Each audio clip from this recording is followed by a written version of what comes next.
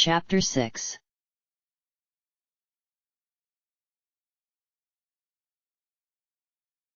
Entry. One misconception of the use of instruments to learn fighting techniques is that the ability comes from the instrument itself. It actually comes from the music, and how it focuses various parts of the latent magic field of all people. Some instruments are better than others for doing various things.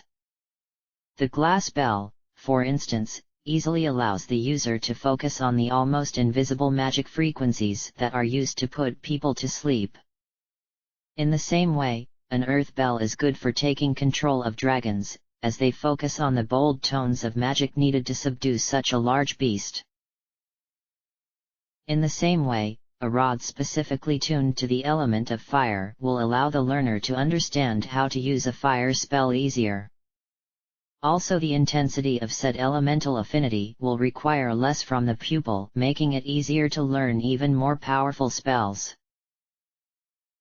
What this also means that if there is a properly trained teacher at hand, it is possible to learn many of the instrumental techniques with just one instrument. This was how animists first started, with the apprentice learning everything from his teacher, and requiring only a flute or a violin. This fell out of style when the different instruments became cheap enough for a would-be animist to learn on his own. Of course, what with Katsu Cross raising the taxes on leisure items like instruments, the number of animists and beast masters has declined sharply. End of entry.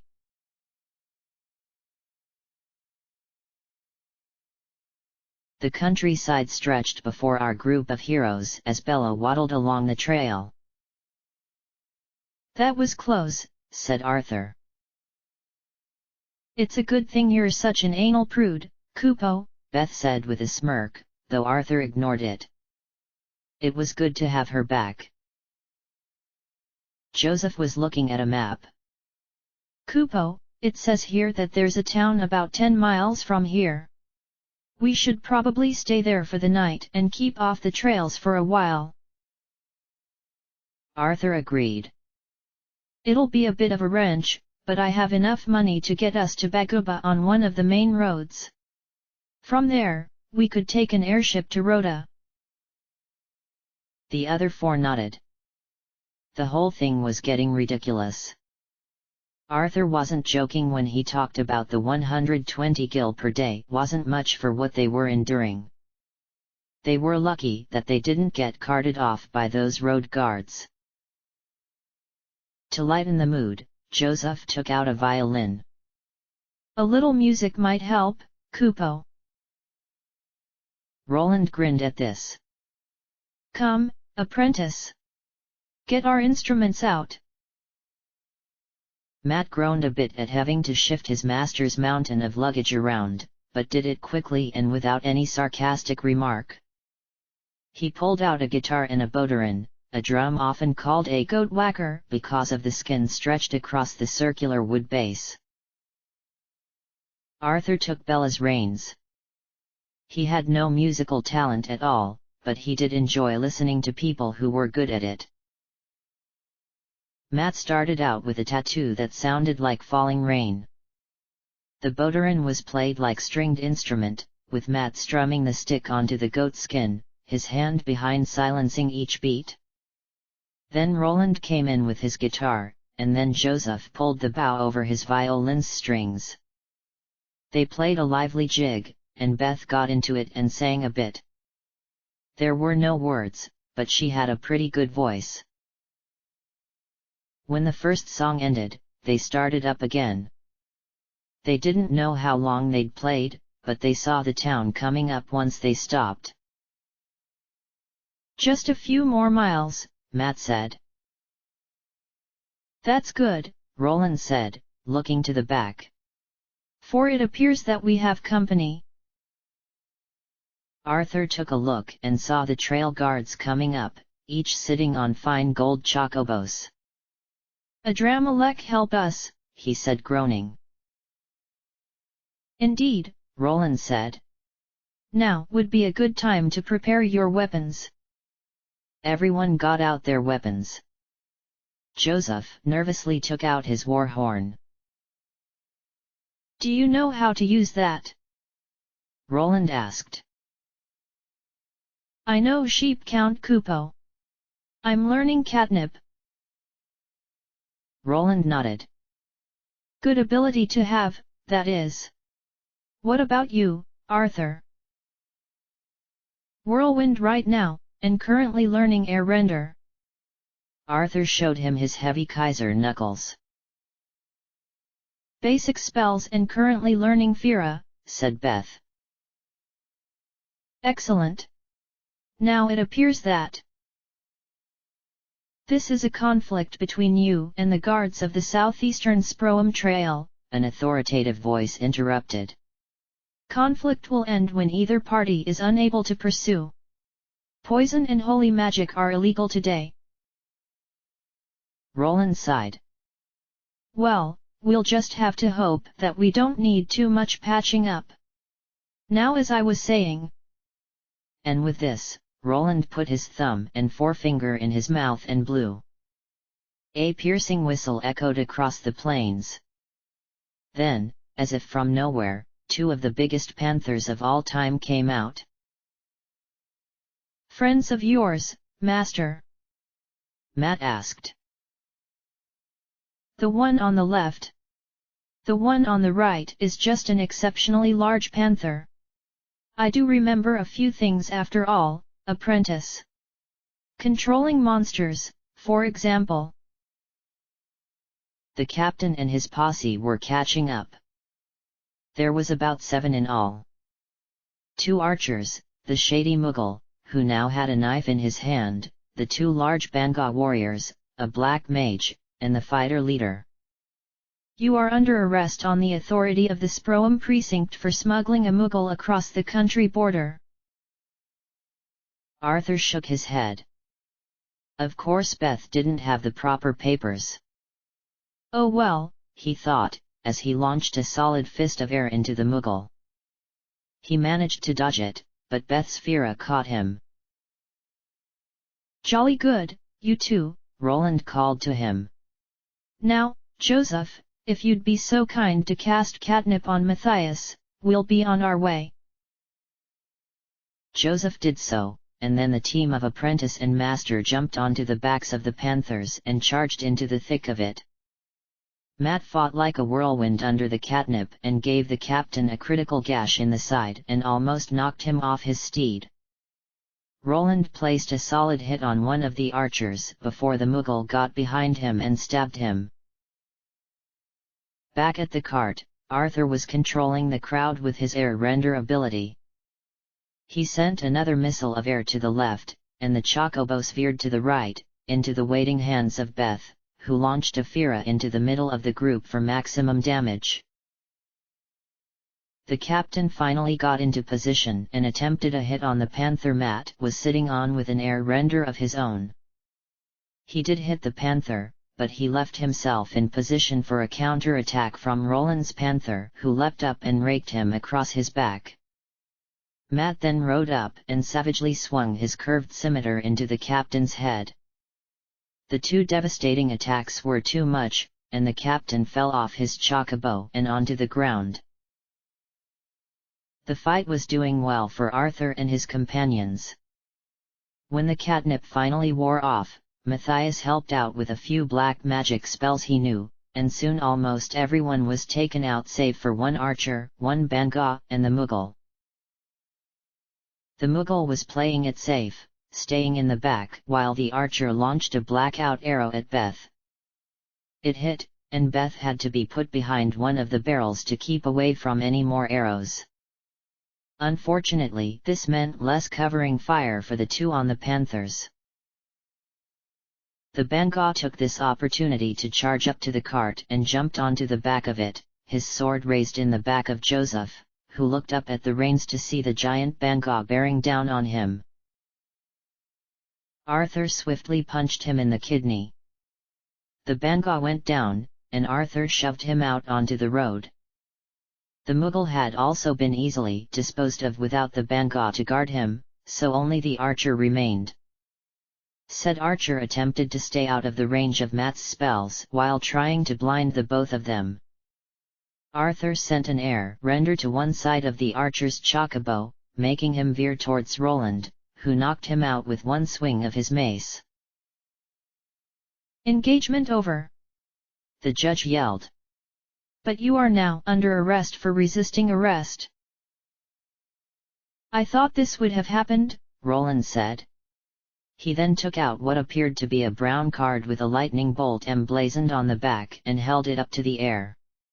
The judge stopped dead in his tracks. Now let's get over to that town before he can move again.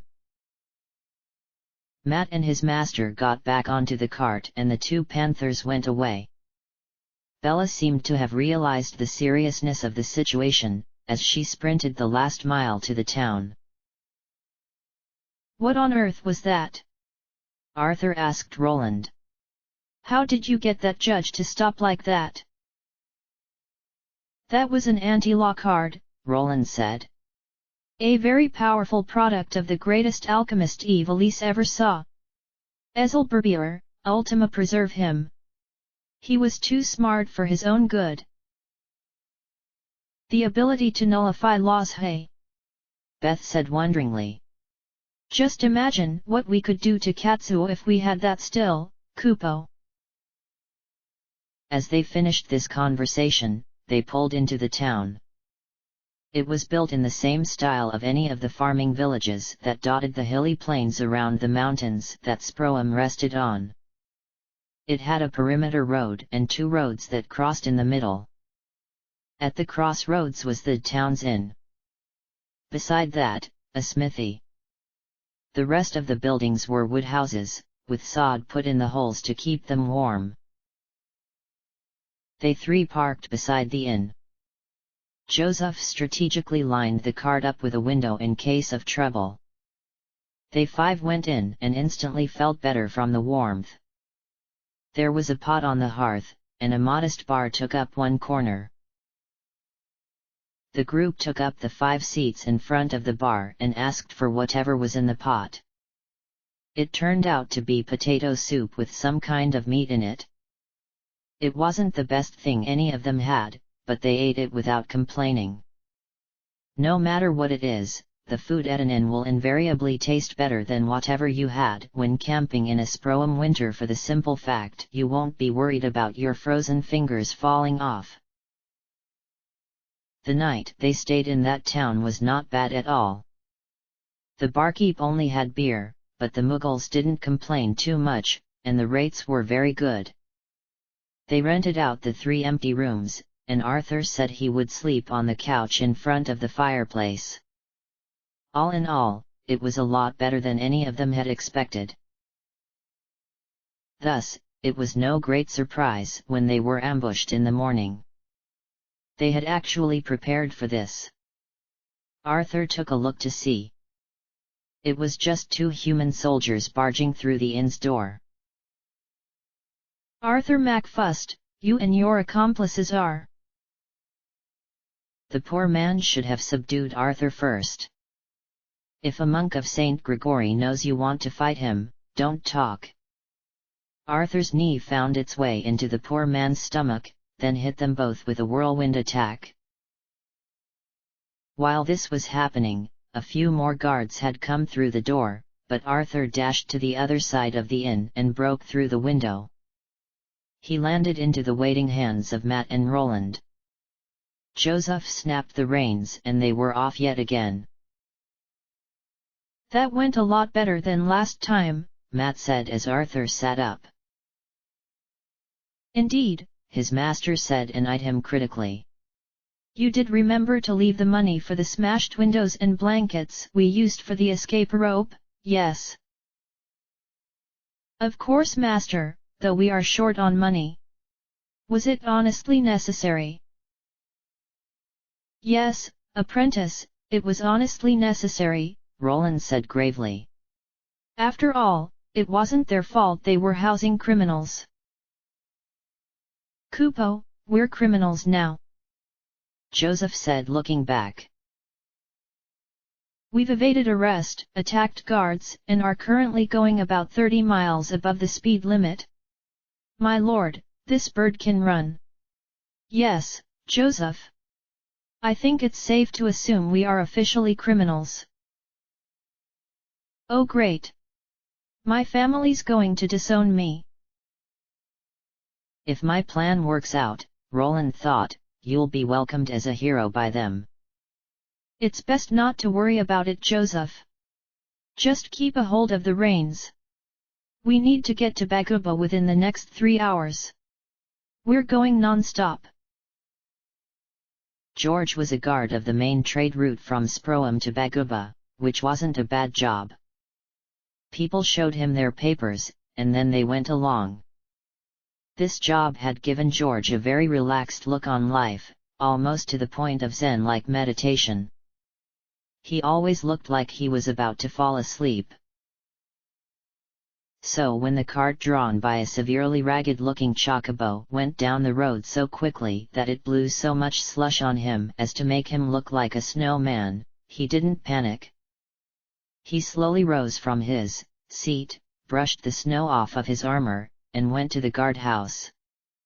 Inside the building, he carefully picked the best-looking pigeon from the cages and thoughtfully wrote a letter to the guards at the Baguba gate to blockade the entrance. He gave the pigeon a little pat on the head and sent him off. After he saw the little bird wing it to the Mughal city, he put a kettle on the stove and opened the cabinets. He decided a cup of tea was in order. I have a feeling that we're not going to get a warm reception in Baguba, Arthur said while looking back at the snow-blown guard. Ah, this brings me back, Roland said joyfully. Sticking it to the man, like we used to do in Clan Nutsi.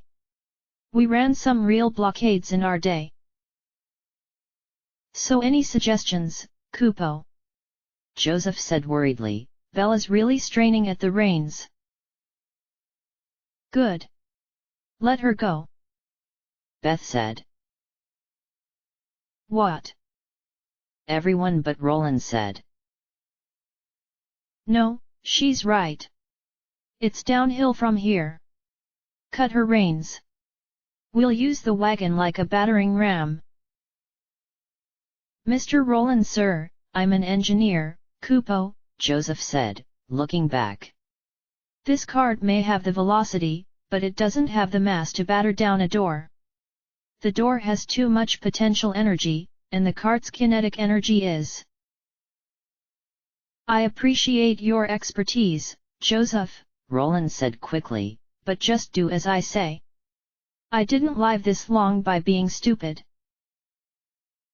No, you did by sleeping for 90+ years, Kupo, Beth said grinning. Ignoring her, Roland once again said, Cut the reins, Joseph. I won't ask you again. Joseph reluctantly did so, and Beth got off the road quickly. She'd had enough of their ridiculousness. The gate to Baguba loomed in front of them. Baguba was not a military town, and they survived not because of prowess in battle, but by the fact that all other cities owed some kind of debt to them. Because of that, their fortifications were nothing like Sproum's, but a foot of seasoned oak didn't give easily. Also, a line of 10 or 12 guards stood in front of them, each with brilliant judge armor gleaming. The city was taking this seriously. The wildly careening cart was now level with the door and the judges. Beth and Joseph clung to each other, Matt raised his hands up, Arthur said a final prayer, but Roland just kept looking straight. The cart made contact with the door. Wood splintered, shards of it became dangerous shrapnel, and the cart pushed through the ancient door's carcass, still going as fast as if it hadn't just run into the gate. It is very difficult to do anything about mass, Roland said. Gravity, on the other hand, is something completely different. All the riders were amazed they were alive, excluding Roland. But the question remained. Where did the judges go? Matt asked. The smart ones got out of the way, I imagine, Arthur said while he looked to the front of the cart. Hello down there. Hello sir. I see you're clinging to the underside of this cart. I wouldn't want to get ground into the road, sir. Good point. Let me help you up. Arthur helped him up and sat him down. Are you okay, young man? Much better now, sir, I can't tell you. Good, Arthur interjected and pushed him off the cart. I slipped a potion in your pocket if anything gets harmed. He called back. Appreciate it, sir. The guard yelled, waving. Kupo, he was quite polite, Joseph said. It's good to see kids with common courtesy nowadays, Roland agreed. A few minutes of out-of-control rolling passed. Say, when is this thing stopping, Kupo? Beth finally asked. As an answer, the cart ran onto a pothole, one of the wheels broke off, and the entire thing capsized. When it landed, the other 3 wheels popped off, and it ground to a halt in front of a sign that said Eric Winston and Sons Airship Transport. Fate, prophecy, or sheer dumb luck? Arthur wondered out loud. They saw a few of the guards coming down the road now on chocobos they had just acquired. No time for that, yes. Roland said hurriedly, and they all ran into the shop, safely away from the guards.